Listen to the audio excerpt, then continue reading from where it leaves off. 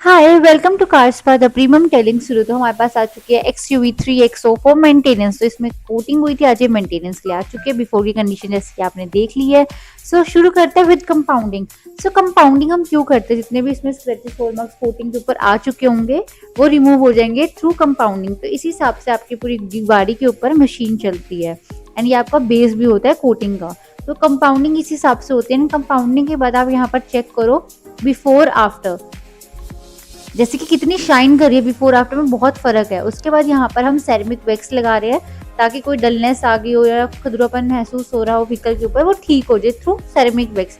ये करना बहुत जरूरी होता है मेंटेनेंस में, चाहे कोई भी मेंटेनेंस के लिए आए हो, ये हम करके देते हैं। इसके बाद इन लास्ट ये हमारी व्हीकल के फाइनल रिजल्ट।